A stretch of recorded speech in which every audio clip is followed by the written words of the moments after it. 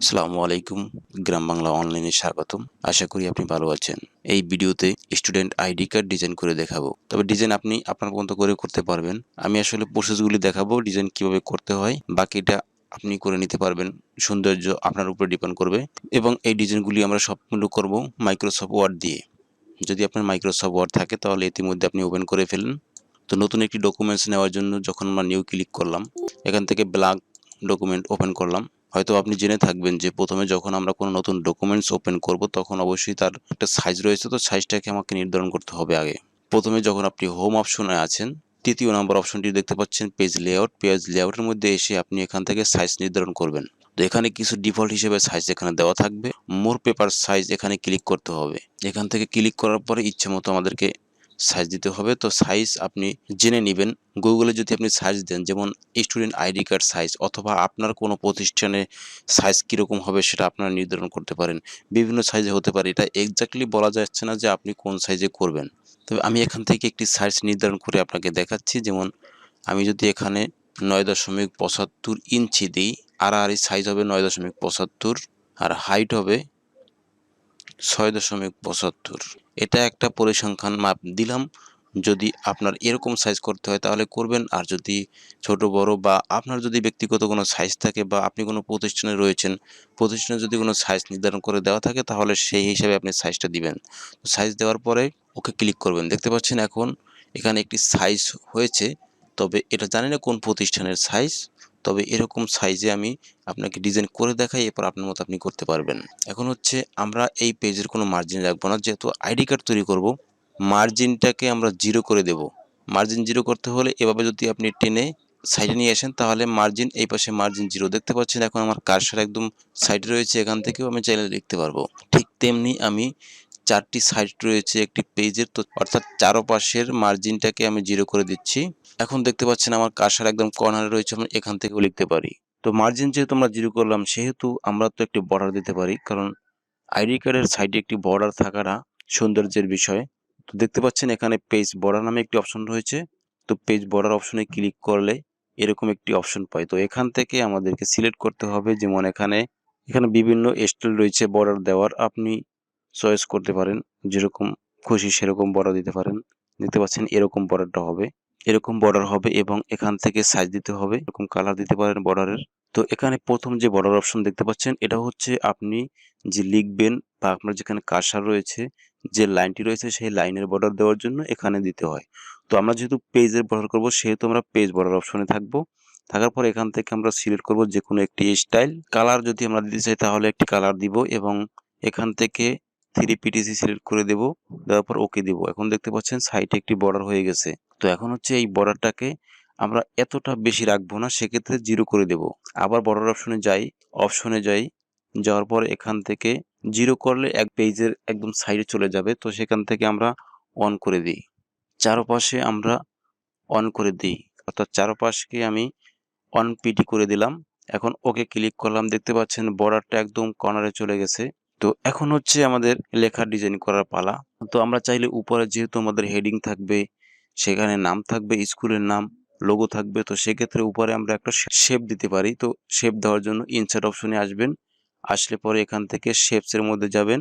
এখান থেকে আমরা শেপ সিলেক্ট করব। তো প্রথমে আমরা স্কোয়ার শেপটা নিচ্ছি।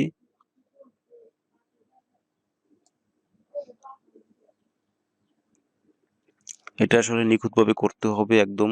এখন এই বর্ডারের মধ্যে এই স্কুলের নাম, তো সেক্ষেত্রে আমি এখান থেকে অ্যাড টেক্সট ক্লিক করলে আমি এই শেপের মধ্যে লিখতে পারবো। তো স্কুলের নাম দিচ্ছি। আমি ইংলিশে করে দেখাচ্ছি, যদি কেউ বাংলায় করতে চান তাহলে এখান থেকে ফন্টটাকে চেঞ্জ করে বাংলায় করে নিয়ে তারপরে লিখবেন। তো এখন যেহেতু আমরা লিখলাম গ্রাম বাংলা অনলাইন স্কুল, আসলে এরকম নামে কোনো স্কুল নেই। তো এখন এই নেমটাকে আমাদেরকে বড় করতে হবে, চাহিদা অনুযায়ী বড় করতে হবে। আচ্ছা, এখন এখানে যে নামটা বসালাম এটা আমি সাইজ মতো করে এখানে রাখলাম। চাইলে আপনি এখান থেকে বিভিন্ন রকম স্টাইল আছে, ফন্ট স্টাইল আছে, এখান থেকে আপনি আপনার চয়েস অনুযায়ী একটি ফন্ট নির্ধারণ করে দিতে পারেন। তবে এই নামটি এখানে আমি লোয়ার কেস আপার কেস মিলিয়ে দিছি। আপনি চাইলে, যেহেতু এটা একটি নাম, স্কুলের নাম, সেক্ষেত্রে এগুলো সম্পূর্ণ আপার করে দিতে পারেন। ওকে, আমি এইটাকে সিলেক্ট করে রাখলাম। এখন চাইলে এখানে আপনি একটি কালার জুড়ে দিতে পারেন, যেহেতু স্কুলের নামের ব্যাপার-স্যাপার। যে কালার আপনার চয়েস, আপনার রুচি বা স্কুলের রুচি, হেড স্যারের রুচি, তো সেরকম একটি কালার এখান থেকে চুজ করে দিবেন। তারপরে হচ্ছে অ্যাড্রেস। স্কুলের নামটি দেওয়ার পরে স্কুলের যদি অ্যাড্রেসটা দিতে চান তাহলে এর নামের নিচে ছোট করে অ্যাড্রেসটি দেওয়া যায়। তো সেক্ষেত্রে আমরা যখন স্কুলের পরে এন্টার প্রেস করে আমরা অ্যাড্রেসটি লিখলাম, এখানে অ্যাড্রেসটি ছোট করে লিখলাম। তো অ্যাড্রেসটি হচ্ছে একদম গ্রাম বাংলা অনলাইন স্কুলের একদম নিচ বরাবর থাকবে ছোট করে। তো সেক্ষেত্রে আমরা এই দুইটাকে একসাথে সিলেক্ট করে এই অপশন থেকে লাইন স্পেসিং অপশনটি এখান থেকে ডু নট অ্যাড স্পেস, অর্থাৎ স্পেসটা আমরা রাখবো না, সেক্ষেত্রে এখানে টিক দিয়ে ওকে ক্লিক করলাম। দেখতে পাচ্ছেন এখন। তো যদি আমরা আরো স্পেস কমাতে চাই বা আরো কাছাকাছি নিতে চাই সেক্ষেত্রে আমরা এখান থেকে আরেকটি শেপ নিয়েও করতে পারতাম। তবে যাক, এখন যেখানে আছে এটা চলবে। তো এখন হচ্ছে আমরা এই যে স্কুলের পাশে যদি আমাদের স্কুলের কোনো লোগো বানানো থাকে সেক্ষেত্রে সেই লোগোটি এখানে অ্যাড করে দিব। লোগো এনে এখানে বসাবো। সেক্ষেত্রে আমি এখানে তো শেপ অপশন থেকে আমি একটি গোলাকার বৃত্ত নিচ্ছি। শিফট চেপে নিলে এটা একদম সোজাসুজি হবে। তো আমরা চাইলে এখানে রাখতে পারি।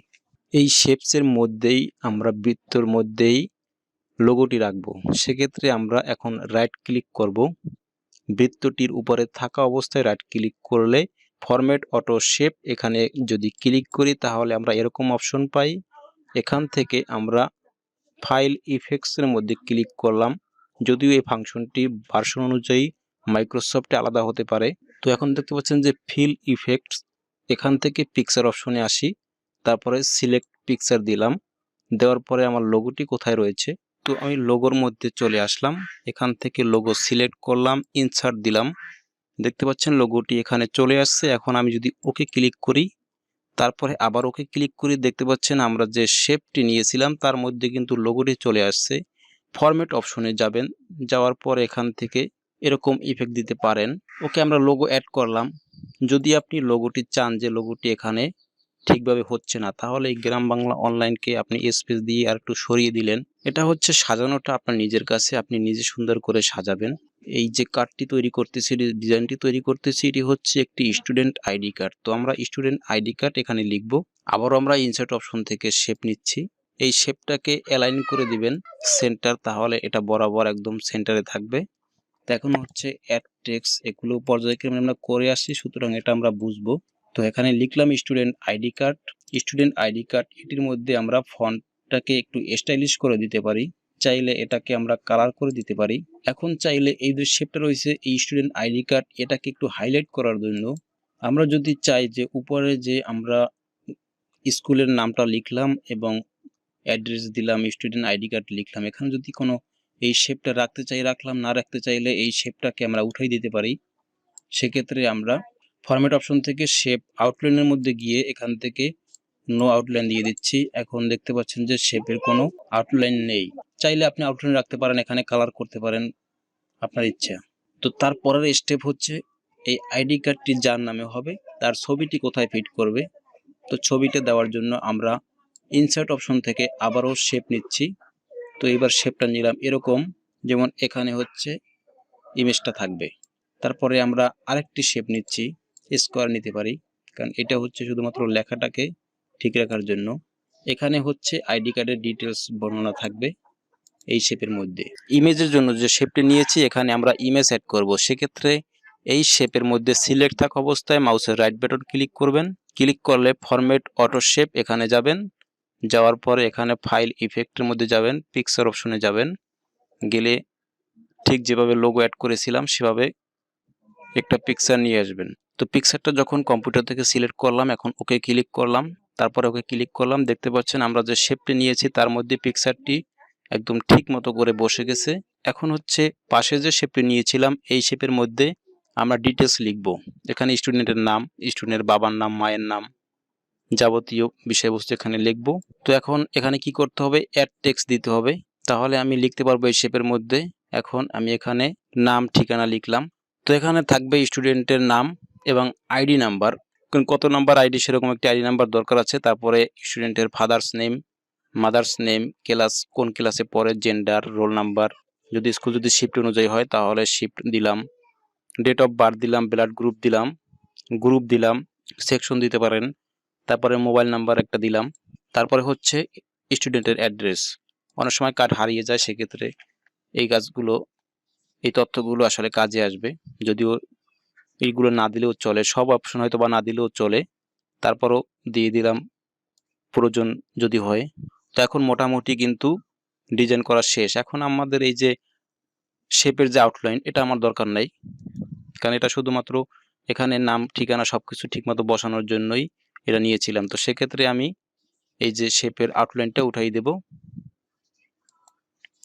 ফরম্যাট অপশন থেকে এখানে শেপ আউটলাইন নো করে দিচ্ছি। ওকে, এখন হচ্ছে নাম ঠিকানা সবকিছুই দিলাম এবং ছবি ইমেজ অ্যাড করলাম। এখন নিচে হচ্ছে আরেকটি শেপ নিতে পারি আমরা, সেক্ষেত্রে ইনসার্ট অপশন থেকে আবারও শেপ নিচ্ছি। যদি প্রয়োজন মনে করেন শেপের একটি কালার দিয়ে দিতে পারেন, তো এখানে লাল কালার দিয়ে দিলাম, যদিও ওই কালারটি চয়েসফুল না, দেখানোর সুবিধার্থে আপনার চয়েস অনুযায়ী আপনি কালার সেট করতে পারেন। তো এখন এই শেপের মধ্যে আবার শেপ নিচ্ছি।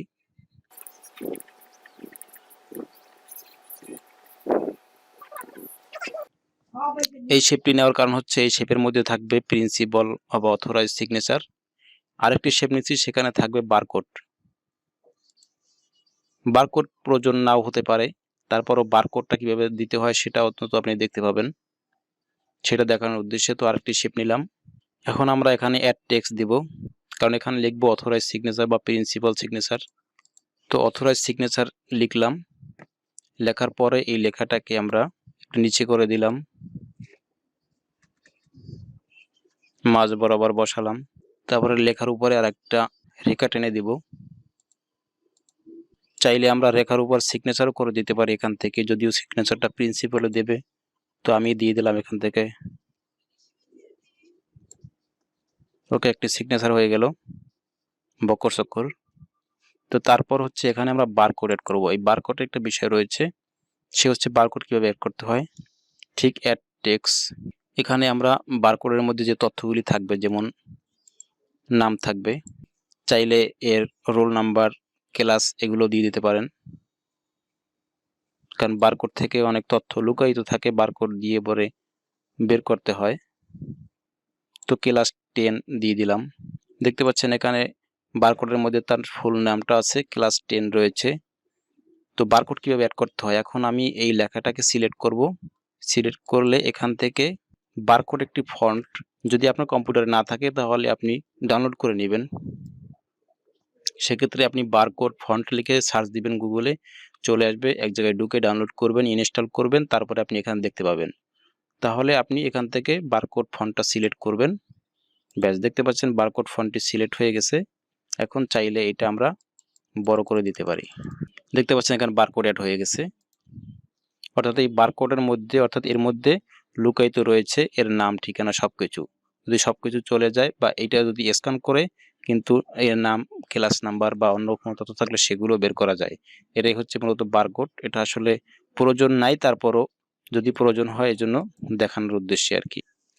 তো এই ভিডিওতে আমরা এরকম একটি আইডি কার্ড তৈরি করলাম, এবং আরেকটি ভিডিওতে আমরা লম্বালম্বি যে আইডি কার্ড, এখানে যে ডিজাইন নাই সেখানে অন্য ডিজাইন রয়েছে, সুতরাং সেরকম আরো ভিন্ন কিছু ডিজাইন নিয়ে পরবর্তীতে আমরা লম্বালম্বি আইডি কার্ড তৈরি করব। যদি ভিডিওটি ভালো লাগে লাইক কমেন্ট শেয়ার করবেন, আর আপডেট ভিডিও পেতে চ্যানেলটাকে সাবস্ক্রাইব করে রাখতে পারেন, এখন তো আপনার ইচ্ছা। সেই প্রত্যাশায় এই ভিডিও থেকে বিদায় নিচ্ছি। আল্লাহ হাফেজ।